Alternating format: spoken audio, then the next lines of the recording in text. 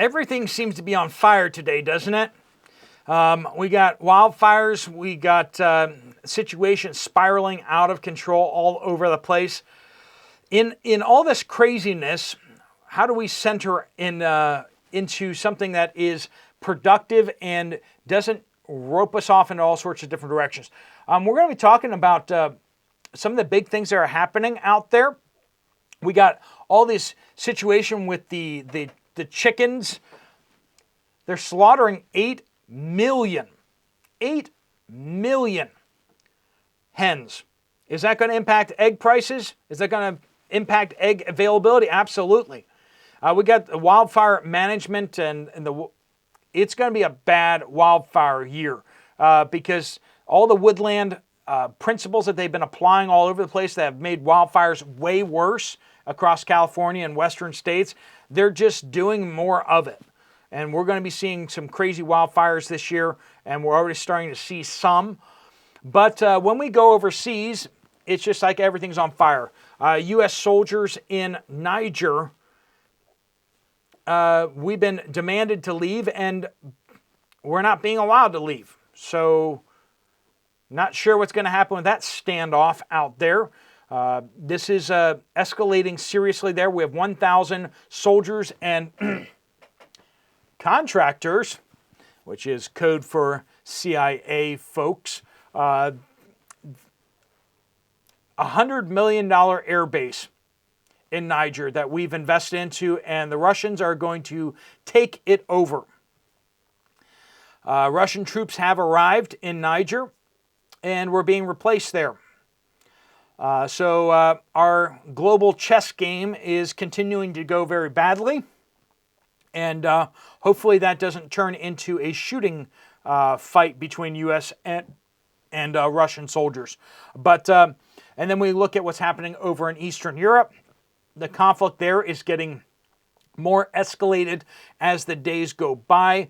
The CIA chief had to go over there. Not so worried about their operatives and contractors down in Niger, but they were concerned enough that some of this $61 billion that we're giving Ukraine might find a lot of it into the wrong people's pockets again. And I do say again. So that's pretty serious. And the simple fact is this $61 billion isn't going to change the strategic direction of what's happening right now, which is the collapse of the Ukrainian units. They are losing ground. They're pulling back, and they're getting hammered everywhere they go. And there just aren't new recruits. There aren't new people heading to the front fast enough. There aren't enough supplies heading to the front. They don't have the weapon systems, enough of them, and people trained to use them. We're seeing a very serious situation here where we may see the collapse of that entire military front. And then in Israel, we have all sorts of craziness happening there down in the south with Hamas. And then up in the north, we have Hezbollah is raining down missiles across northern Israel. And Israel's going out there and bombing Syria, Iraq, and now they're bombing Iran too, because why not? And they're hitting Lebanon as well. It's hard to look around the world and not see something on fire. Indian elections are happening right now, and the fate of that country hangs in the balance. If Prime Minister Modi there gets the supermajority that he's looking for, he has said that what they're going to do is they're going to change the Constitution. What are they going to change it to? They don't say. But you can imagine what they might be doing is the Hindu nationalists might be wanting to change the Constitution from freedom of religion to freedom of Hinduism, and that's it.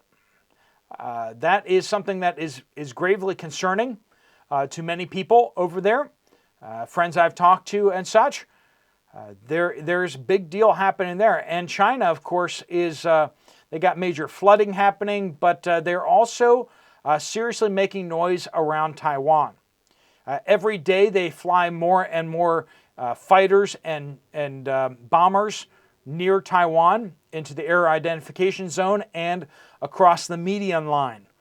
Now, the air identification zone is not quite as important because, sometimes people say the air identification zone, which is, it actually extends over Chinese mainland soil.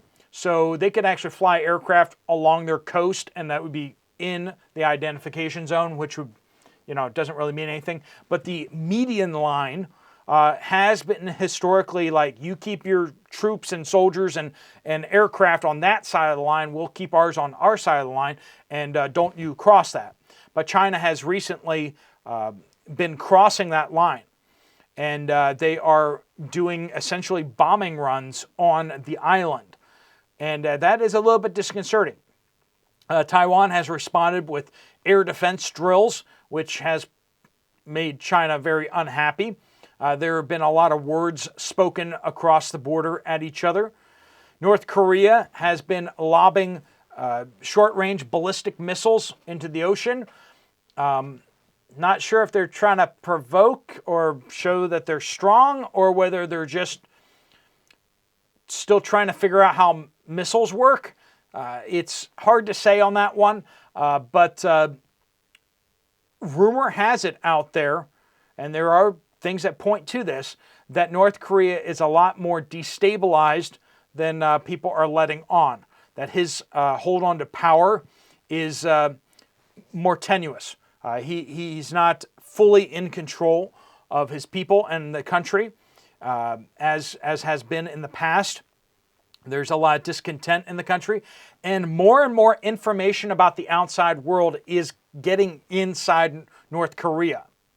And when people realize that all the stuff they've been told about how they have it so much better than the South Koreans, when they realize how much better the South Koreans have it than them, what do you mean the South Koreans aren't starving like we are? You can see how finding that out might make people a little less compliant. So North Korea is destabilizing. So as we just kind of go around the world, we see a lot of craziness happening, and then you come back to the United States and we got all sorts of stuff happening in New York in courtrooms, presidential candidates being charged with crimes while other presidential candidates are charged with the same crimes, and then those crimes just get waved away.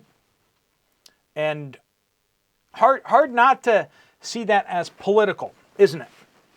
Hard not to see that as politically motivated.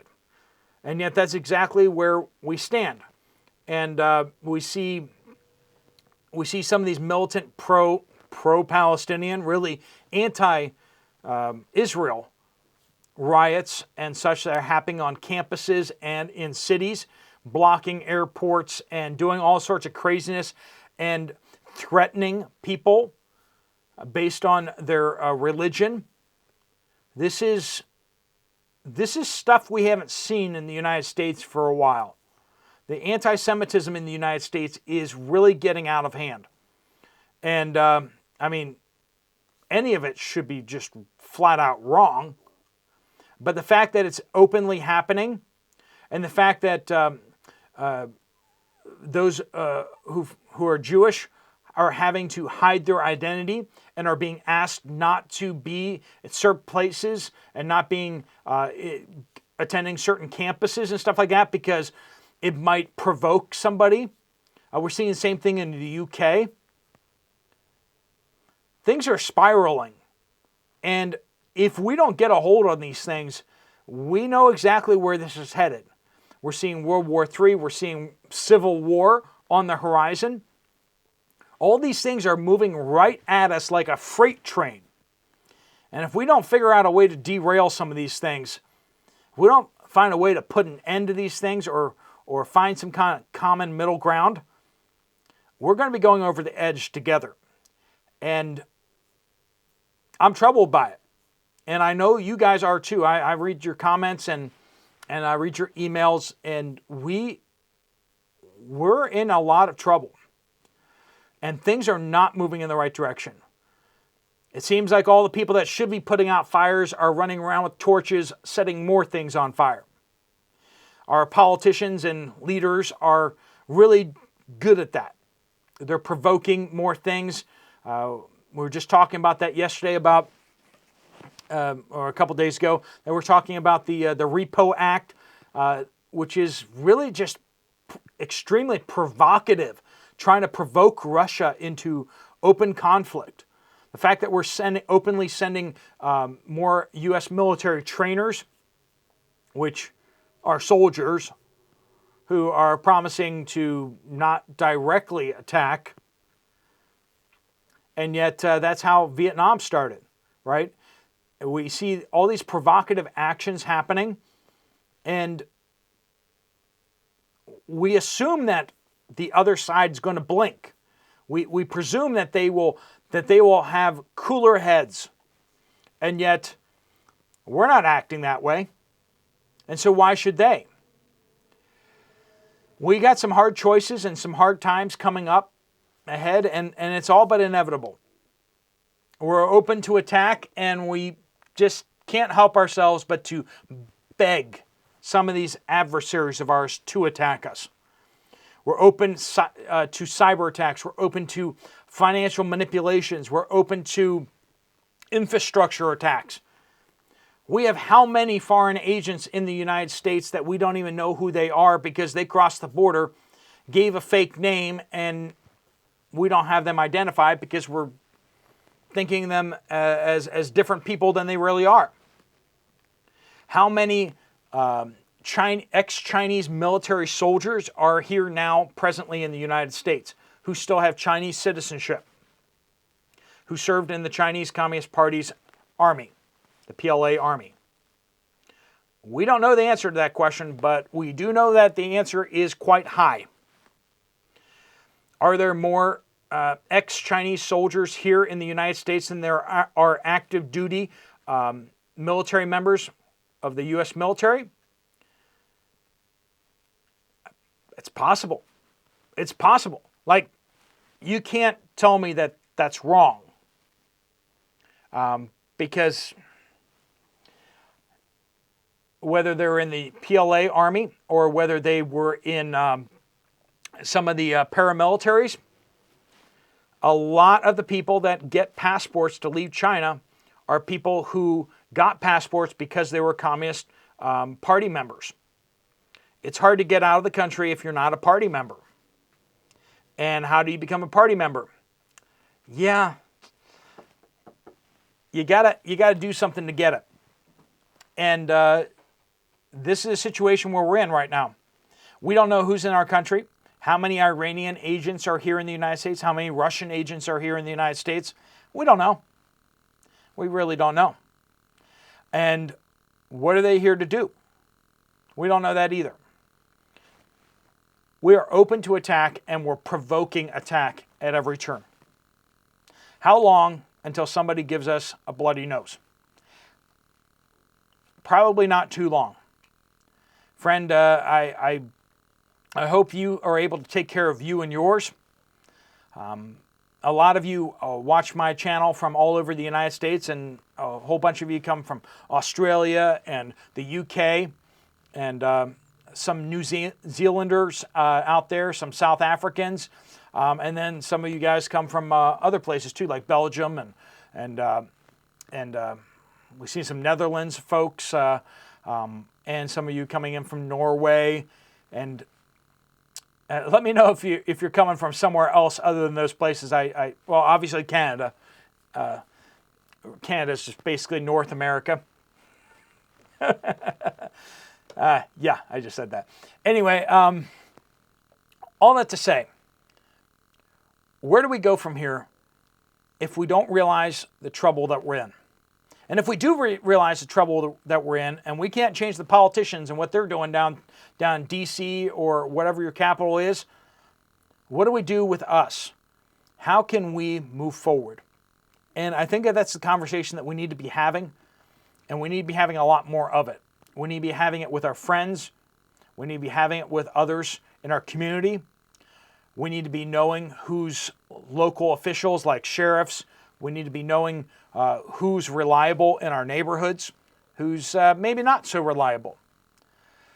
There's a lot of talk out there on YouTube about steps you can do, and you should be listening to all of it. I am.